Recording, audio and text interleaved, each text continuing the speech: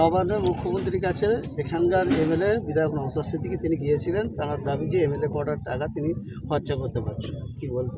দেখুন, দিদি ছাড়া এই মুহূর্তে বাংলাতে আর দ্বিতীয় কোনো রাস্তা নেই, এটা অন্তত বুঝতে পেরেছে।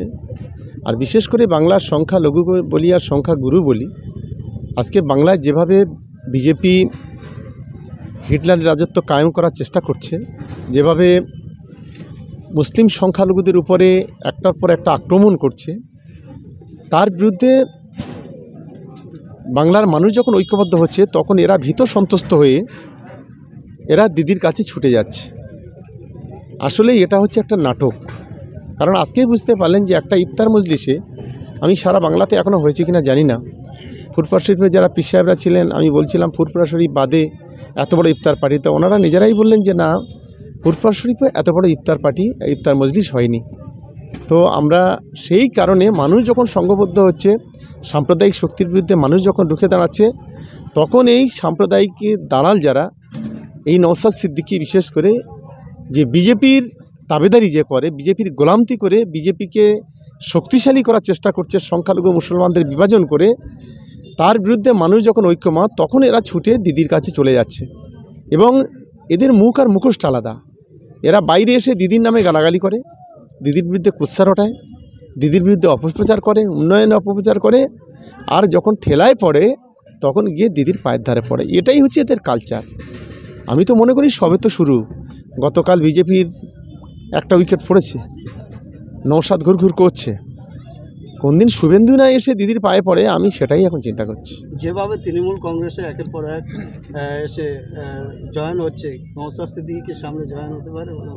দেখুন, বাংলার সংস্কৃতিতে বিভাজনের রাজনীতি বাংলার মানুষ পছন্দ করে না, এটা আমি নিশ্চিতভাবে মনে করি। আইএসএফ বলো, বিজেপি বলো, এরা হলে একই পয়সার এপিঠ আর ওপিঠ। এরা বিভাজনের রাজনীতি করে, এরা জাতপাতের রাজনীতি করে, এরা ধর্মকে সামনে রেখে নিজের স্বার্থসিদ্ধি কায়েম করার চেষ্টা করে। এরা ধর্মের কালোবাজারি, ধর্মের দালাল। এই ধর্মের কালোবাজারিগুলোকে বাংলার মানুষ যেদিন এদেরকে একঘরে করতে পারবে, সেদিন বাংলাতে আরও অনেক বেশি সম্প্রীতির মেলবন্ধন তৈরি হবে। এই যে ট্রেনের যে ঘটনা ঘটেছে, এই নিয়ে বিজেপি সুকান্ত মজুমদার তিনি বলছেন আমরা চাইলে বাংলায় আগুন জ্বালিয়ে দিতে পারি। এরা তো উত্তরপ্রদেশে আগুন জ্বালিয়েছে, এরা ভারতবর্ষের যতগুলি রাজ্য আছে, ডবল ইঞ্জিনের সরকার, প্রত্যেকটা জায়গায় আগুন জ্বালাচ্ছে। কোথাও কেউ যদি গোমাংস খাওয়ার অপরাধে তাকে পিটিয়ে মারছে, কোথায় ফ্রিজে গোমাংস রাখার অপরাধে তাকে পুড়িয়ে মারছে, কোথাও মসজিদে নামাজ পড়ছে সেখানে গিয়ে লাথি মারছে। দিল্লিতে আপনারা দেখলেন যে পুলিশ, জুম্মার নামাজ হচ্ছে, রাস্তায় লোক নামাজ পড়ছে, তাদের গিয়ে লাথি মেরে তুলে দিচ্ছে। এরা তো বিজেপি কাজ হলো এইটা, হিটলারি কায়েম করে গোটা দেশটাকে, ধর্ম নিরপেক্ষতাটাকে মুছে দিতে চাইছে।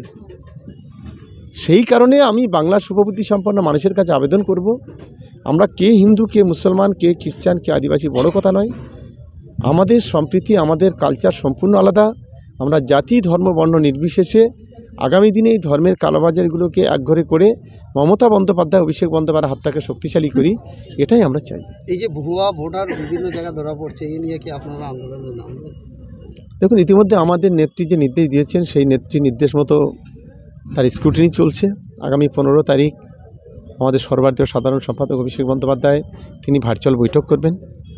স্বাভাবিক কারণে আমরা চাই না যে বহিরাগতরা এসে এখানে ভুয়া ভোটার সেজে এখানে ক্ষমতা দখল করুক। এটা কোনো দিন বাংলাতে হবে না, এটা রাজস্থানে হবে, এটা হরিয়ানাতে হবে। কিন্তু বাংলার মানুষ সচেতন, এদের চুল চিরে খুঁজে বের করবে এবং এদের থেকে ভোটার লিস্ট থেকে বের করে দেবে, এটা নিশ্চিতভাবে আপনারা জেনে রাখবেন। দেখলাম ভাঙড় বিজয়গঞ্জ বাজারে আপনারা 6 জন ভাই সাহেব এসেছিলেন এবং বিশাল ইফতারে মাহফিল করেছেন, কি বলবেন?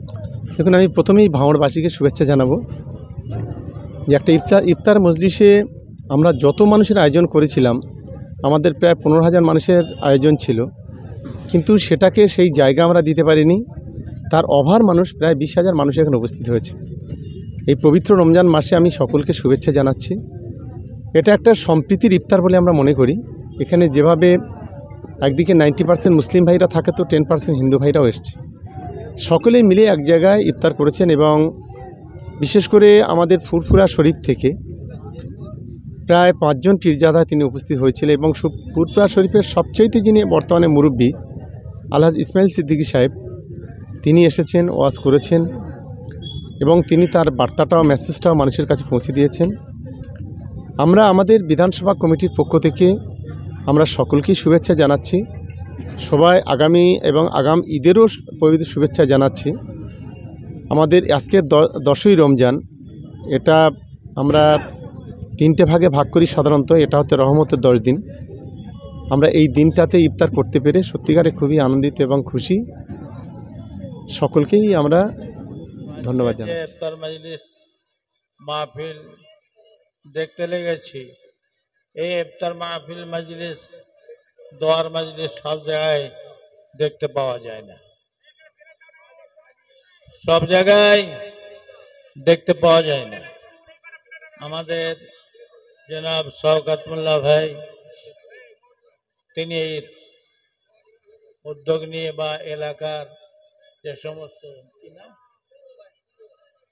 সমবায় শুভ যাক আরো সব আছেন, সবাই মিলে যে ইফতারের মাহফিলটা কায়েম করেছেন, মজলিসটা, যেটা পাক্কা শরীয়ত অনুযায়ী,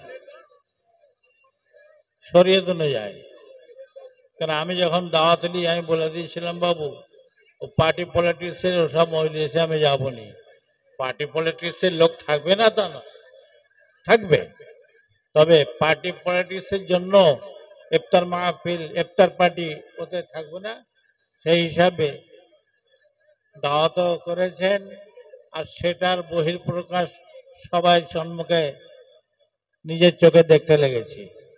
তো যাই হোক, দোয়া খের হবে, দোয়া করি আল্লাহ পাকের দরবারে, আল্লাহ পাক আমাদের এই ইফতার মাহফিল, দোয়ার মজলিসকে আল্লাহ পাক কবুল করেলেন। বলুন আল্লাহুম্মা আমিন।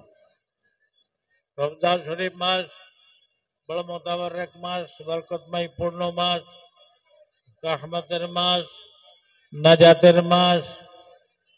3টে ভাগ করা হয়েছে, তো একটা ভাগ শেষ, রহমতের মাস। এবারে আজ থেকে পড়ে যাবে নাজাতের, আপনার গুনাহ মাফির, মাগফিরাতের মাস। তারপরে 10 দিন বাদে নাজাতের। যাই হোক, দ্বিতীয় ভাগে আমরা করতে লেগেছি। তাই আপনারা হই হট্টগোল না করে যে সমস্ত দোয়া পড়তে বলেছি বলেন, ওগুলো পড়েন।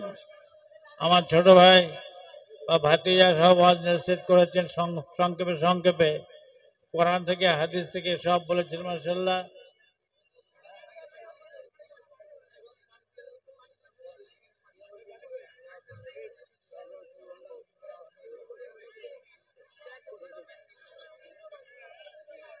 এই আপনাদের কাছে দোয়া দরুদ পড়তে বলা হয়েছে না হয়নি বলেন তো, একটু জোরে বলেন না,